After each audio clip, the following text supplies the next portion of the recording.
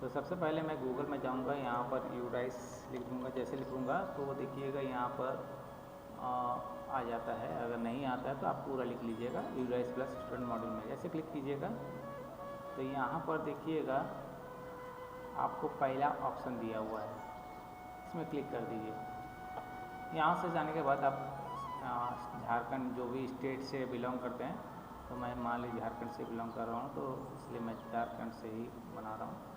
तो जैसे गो में क्लिक करूँगा तो सबसे पहले यहाँ पर देखिएगा एक ऑप्शन आएगा, ये यूज़र आईडी।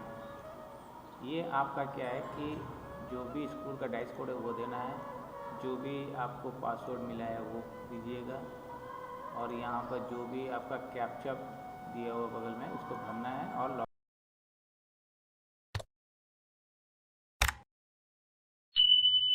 मैंने लॉगिन किया था। तो ये मेरा पहला पेज का जो फ्रंट होम पेज जो होता है वो खुल गया है। अब हमें क्या करना है, सबसे पहले यहाँ पर करंट एकेडमिक यहाँ से क्लिक करना है। यहाँ जैसे क्लिक कीजिएगा आपका डैशबोर्ड खुल जाएगा। तो यहाँ पर एक आपको दिया होगा अपर आईडी जनरेट के लिए, ये देखिए आपको दिख रहा है। यहाँ पर दिखा देता हूँ फिर से, ये देखिए यहाँ पर दिया हुआ है आपका अपर मॉड्यूल दिया हुआ, यहाँ पर आपको क्लिक करना है। जैसे क्लिक कीजिएगा तो यहाँ पर आपको सिलेक्ट क्लास पूछ रहा है। तो मान लीजिए कि मैं कोई बच्चे कर रहा हूँ 6 का, मान लीजिए कर रहा हूँ, तो मैं 6 का कर रहा हूँ। तो यहाँ पर गो में क्लिक करो, सेक्शन चॉइस कर सकते हैं अगर आप पास जो भी सेक्शन का होगा, तो ऑल भी कर सकते हैं या तो सेक्शन चॉइस कर सकते हैं, कोई दिक्कत नहीं है। ऑल में सारा बच्चा का आ जाएगा और सेक्शन वाइज करिएगा तो सिर्फ उस सेक्शन के जितने बच्चे होंगे उसी का आएगा। तो चलिए मैं ऑल करता हूँ, मेरे इतने बच्चे नहीं हैं। तो यहाँ पर जैसे मैं गो में क्लिक करता हूँ तो देखिए यहाँ पर जिनका अपर आईडी जनरेट हो गया यहाँ पर आपको दिख रहा है जनरेट अपर आईडी। तो अगर जिस बच्चे का नहीं, जैसे इस बच्चे का नहीं है, तो मैं यहाँ जैसे क्लिक करूँगा तो यहाँ पर देखिए उसका सारा डिटेल आ गया।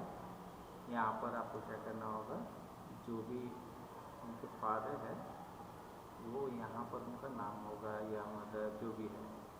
जैसे आपको यहाँ से देख लीजिए फादर, मदर या लीगल गार्जियन जो भी होता है उन्हीं जो चॉइस कीजिए। मान लीजिए मैंने फादर किया तो यहाँ फादर का ही नाम होगा। तो मैं जैसे मान लीजिए कि यहाँ पर फादर का नाम है, मैंने लिख दिया। पूरा नाम भी लिख सकते हैं, जिनका जैसे आधार में लिखा रहेगा, जैसे इनका आधार में ये लिखा हुआ है सिर्फ दीपक लिखा हुआ है इसलिए दीपक दिया। इसके बाद यहाँ पर आपको जाना है इसका आधार, पेन, ठीक है, या ईपिक, वोटर नंबर, जो भी ड्राइवर लाइसेंस, पासपोर्ट, आप जिसको भी देख लो उसको वेरीफाई कर सकते हैं। तो मैं इनका आधार है तो आधार से देता हूँ। यहाँ पर उनका आइडेंटिटी प्रूफ नंबर चाहिए जो आधार में दिया हुआ है। जैसे मान लीजिए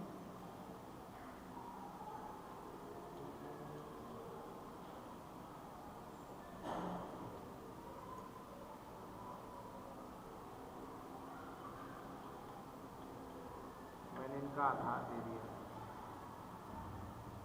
मैंने देने के बाद अब मैं यहाँ पर स्कूल का नाम लिख देता हूँ, क्योंकि मैं इनसे कर रहा हूँ। चलो नहीं कर देता हूँ।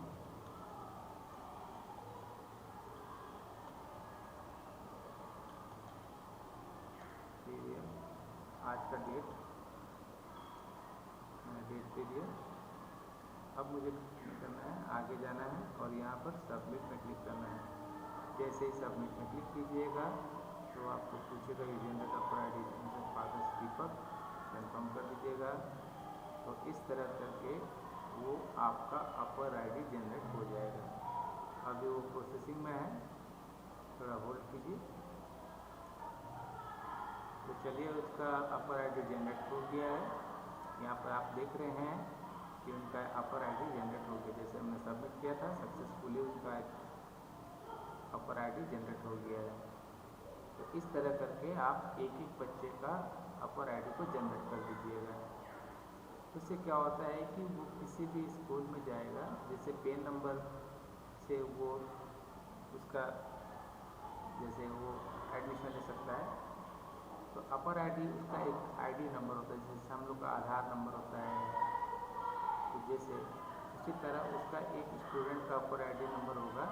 इसके माध्यम से उसकी सारे डिटेल्स उस आईडी के अंदर आ जाएगा, उसका सारा डिटेल्स। वो बच्चा मतलब 8 में कितना था, 9 में कितना परसेंटेज था, सारा चीज़ इसका रिकॉर्ड इसमें चल जाएगा। ठीक है, चलिए अपर आईडी जनरेट होने के बाद अब इसमें बैक कर दीजिएगा। इस तरह करके एक एक बच्चे का अपर आईडी जनरेट कीजिएगा।